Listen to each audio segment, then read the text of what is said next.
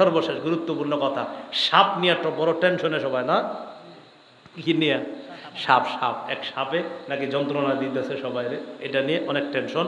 এই ব্যাপারে কয়েকটা বর্ণনা শোনেন। আবু দাউদের বর্ণনা 5248 নম্বর হাদিস। এই হাদিসের মধ্যে আসছে عن أبي هريرة رضي الله تعالى عنه قال قال رسول الله صلى الله عليه وسلم سالمناهن منذ حاربناهن। যেদিন থেকে সাপের সাথে যুদ্ধ ঘোষণা করছি আমরা, নবীজি বলেন, সেদিন থেকে তাদের সাথে এখনো সন্ধি চুক্তি করি নেই। নবীজি বলেন মা সালামনাহুন্না মুনযু হারাবনাহুন্না, সাপের সাথে যেদিন সাথে আমরা যুদ্ধ ঘোষণা করছি যেদিন থেকে এখন পর্যন্ত তাদের সাথে কোনো সন্ধি চুক্তি করি নেই, নবীজি বলতেছে। অতএব মান তারাকা মিনহুন্না শাইআ, কেউ যদি সাপ দেখার পরেও ছেড়ে দেয় খিফাতান, ভয়ে, ফালাইসা মিন্না, সে আমার উম্মতের অন্তর্ভুক্ত না। হ্যাঁ, ভয়ে ছেড়ে দেওয়া যাবে না, মারতে হবে এটাতে। এটা হলো আবু দাউদের 5200, মানে নবীজি ধমক দিচ্ছে আর 48 নম্বর হাদিস। আবু দাউদের 5249 নম্বর হাদিসে আছে عن عبد الله بن مسعود رضي الله تعالى عنه قال قال رسول الله صلى الله عليه وسلم اقتلوا الحيات كلهن। নবীজি বলেন সব ধরনের সাপ হত্যা করো তোমরা, সব ধরনের সাপ তোমরা হত্যা করো। এটা নবীজি সাল্লাল্লাহু আলাইহি ওয়াসাল্লাম বললেন। ফামান খাফা ফাআরাহুন্না ফালাইসা মিন্নি, কেউ যদি সাপ আক্রমণের ভয় করে, যে না সাপ মারলে, ওই আমাদের মাঝে বলি আমরা, ওরে মারলে ওর ভাই বোনরা আমাকে ক্ষতি করবে, এরকম বলে যে হেরে মারলে অন্যরা এসে দরজার সামনে ক্ষতি করবে। নবীজি বললেন ফামান খাফা সারাহুন্না, প্রতিশোধের ভয় যদি কেউ করে, যে সাপ মারলে প্রতিশোধ নেয় সাপে, এই ভয় যদি কেউ করে, ফালাইসা মিন্নি, এই বিশ্বাস কেউ রাখলে সে আমার উম্মতের অন্তর্ভুক্ত না। উকতুলুল হাইয়াত কুল্লাহুন্না, সব সাপ মেরে ফেলো।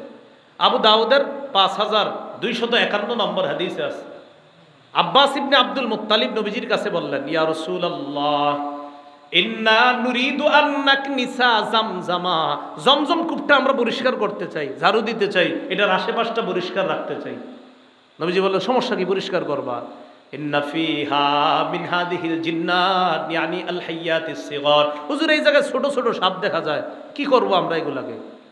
রাসূলুল্লাহ সাল্লাল্লাহু আলাইহি সাল্লাম তখন ফাআমারান নবী সাল্লাল্লাহু আলাইহি ওয়াসাল্লাম বিকতলিহিন্না, নবীজি বলছেন ছোট ছোট দেখলে এগুলার হত্যা করবা, এগুলার কি করবা? হত্যা করবা।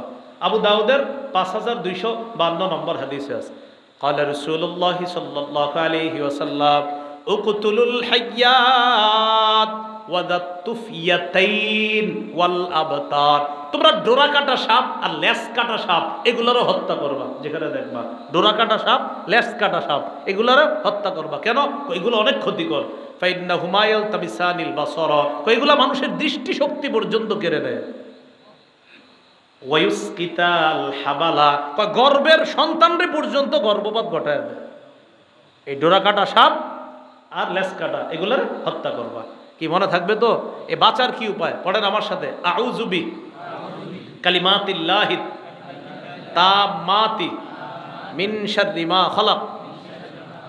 এবার আবার বলেন, আউযু বি কালিমাতিল্লাহি তাম্মাতি।